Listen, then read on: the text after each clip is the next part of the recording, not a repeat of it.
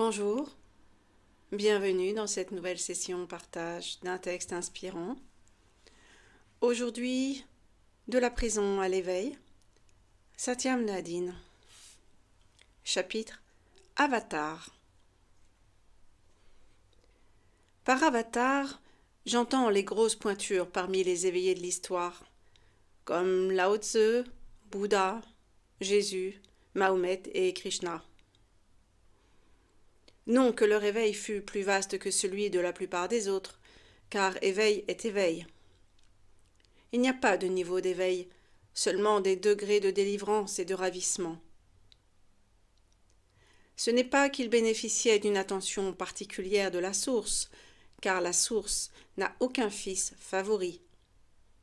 Comment le pourrait-elle quand il n'y a qu'une seule et même énergie, irradiant depuis le potentiel sans forme vers la forme? Aucune apparence individuelle ne comporte plus ou moins de sources présentes. Alors, qu'est-ce qui fait d'eux les pointures qui sortent du lot?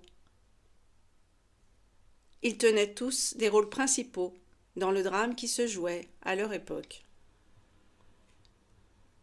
Revêtant un masque unique, différent pour chaque acte de la pièce, ils arrivaient chaque fois à ce point du déroulement du grand rêve où la source souhaitait infléchir le cours des événements.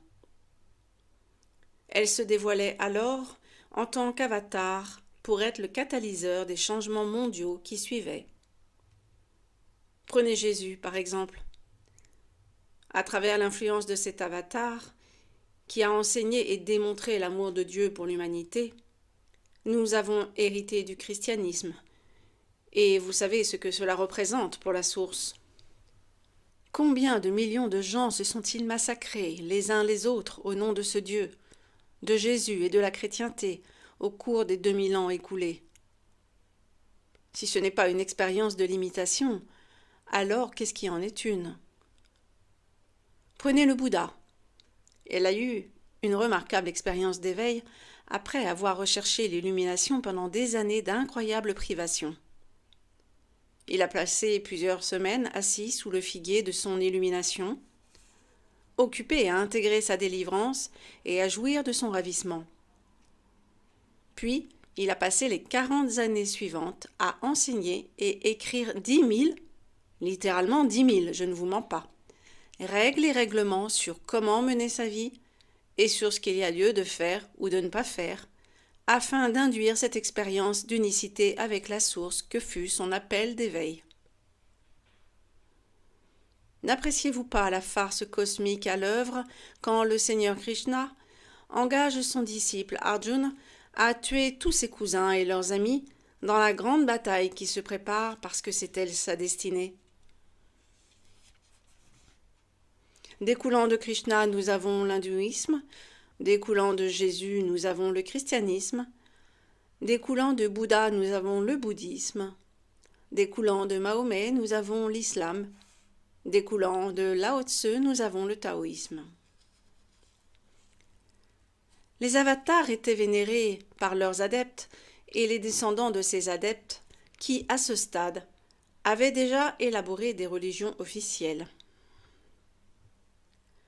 La description des enseignements des avatars se développa sous forme d'écrits reconnus et de Bible.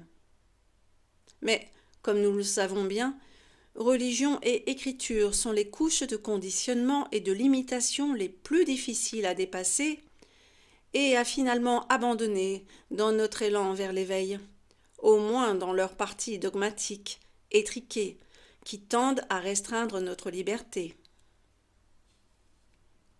Si bien qu'accompagnant la liberté des enseignements et des perspectives d'amour et de compassion de ces avatars, nous avons vraiment reçu une généreuse dose de limitation par le biais des religions et des écritures qui ont pris leur suite et qui faisaient également partie de leur équation. La dernière chose qu'un avatar aurait pu souhaiter était d'être vénéré à travers les âges par les générations futures. Très probablement, ils ne sont pas nés complètement éveillés. L'appel d'éveil survenait plus tard, Ils étaient vraiment extraordinaires dans la façon ordinaire dont ils menaient leur vie. Et oui, ils faisaient partie de la condition humaine comme tout un chacun.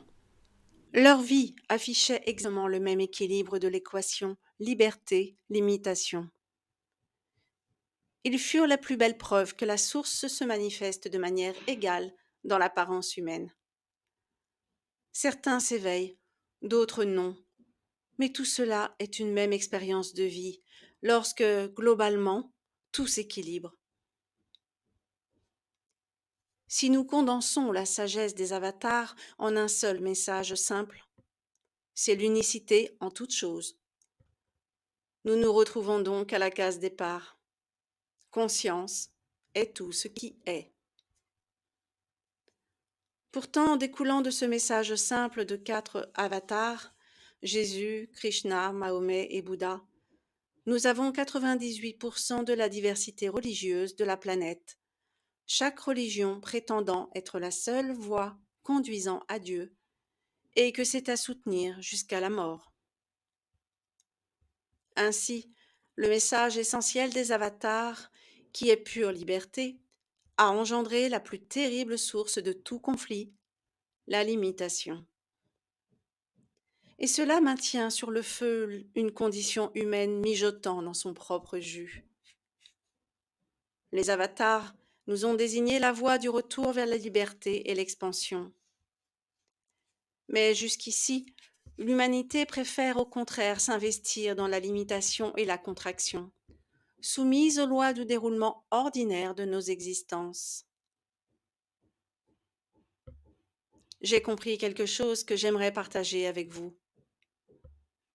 Bien que nous ayons eu d'extraordinaires avatars au cours de l'histoire humaine, leur impact personnel n'a pas été suffisant pour changer tous les chercheurs en découvreurs. Mais ils ont préparé la conscience générale pour le grand changement. Je suis persuadée que ce changement est maintenant à l'œuvre. Je ne pense pas que d'autres avatars soient nécessaires pour ce glissement dans la 4e dimension, car celui-ci survient à un niveau personnel, intime, pour tous les chercheurs, quel que soit leur horizon culturel ou religieux. La source se prépare à jouer le jeu de la conscience selon de nouvelles modalités d'engagement qui ne nécessitent plus d'avatar. Les nouvelles règles sont simples. Sachez que la conscience est tout ce qui est. Sachez que vous n'êtes pas l'auteur de ce qui se passe. Sachez que vous n'avez pas à gagner l'éveil par vos efforts. Soyez simplement et sachez qui vous êtes réellement. Puis détendez-vous et profitez de la parade qui défile devant vos yeux. Et bien voilà pour ce texte qui se termine dans beaucoup de légèreté, de joie. À l'esprit toujours la conscience une, indivisible, notre source commune. Merci de votre écoute, merci de votre attention. À très bientôt.